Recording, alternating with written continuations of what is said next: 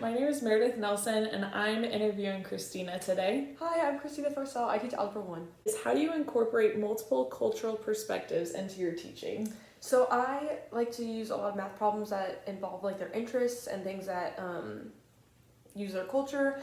A lot of kids have jobs that have to support their families, so I try to relate it to their jobs. I have a lot of kids that are on the football team and do sports like track and basketball, trying to relate it back to that. I have kids that like cars. And my next question for you is, what does cultural competency mean to you, and why is it important in education? So I really believe that cultural competency is the ability to just work with students and work with their diverse backgrounds and just being able to get them to learn and succeed in my classroom. That's just a huge thing, and just being able to incorporate that into education is just really huge for students. Next question is, what strategies do you use to enhance cultural competency? So some strategies I like to use, especially at the beginning of the year, just getting to know my kids, know my students, and then gradually building on that relationship as like school goes on. I've definitely gotten a lot more comfortable with my students, and I can tell my students have gotten a lot more comfortable with me.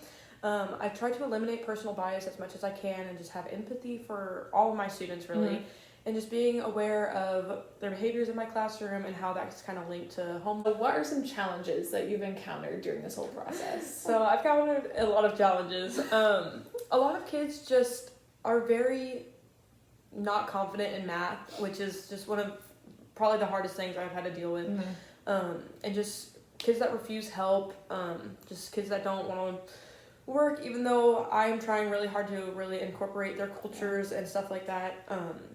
Just the lack of, if they're missing a step, math is very foundational, and so if they're missing some of those foundational steps, it's hard to kind of build onto that. So jumping straight into Algebra 1, they're already lost in Unit 1 and they're struggling, and they're... The flip side of that, what are some successes that you've experienced? So there are a lot of successes, and a lot of kids that have I've piqued their interest using things that they're interested in and their cultural background, and it kind of just like sparks that, like, oh, you're right, like this does relate to something, and they really kind of get involved with that, and just being able to get to know them better and more relational encounters. Okay, so the next question I have for you is, can you provide an example of a time when you modified your work or an assignment or anything like that to be more culturally inclusive? Yeah, so I have a student that really likes cars. I think his dad owns a car shop. He just doesn't like school. He always says that he wants to leave and just wants to go work on cars.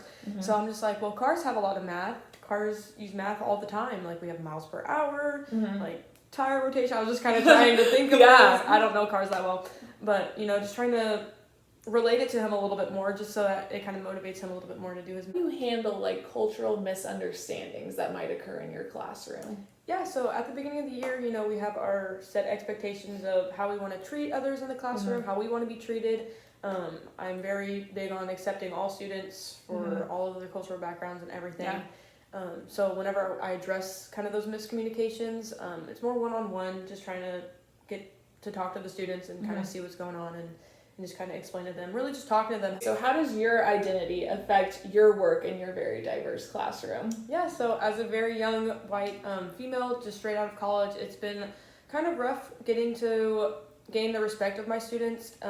Like Meredith said, my classroom is very diverse, predominantly Hispanic and African American students, and just gaining the respect and kind of having that authority over them is kind of hard, and just continue to just build relationships with them and getting to know them, keeping a positive attitude is really all I can do. And like I said, just building those relationships, the kids have warmed up to me and have... Question for you. How do you think our school can do a better job at creating a more inclusive environment for our students of those diverse backgrounds? Yeah, so I personally love like my classroom, being able to create a safe, supportive learning environment for all my students, and just I think across the board that would be really beneficial for all of the students at the school.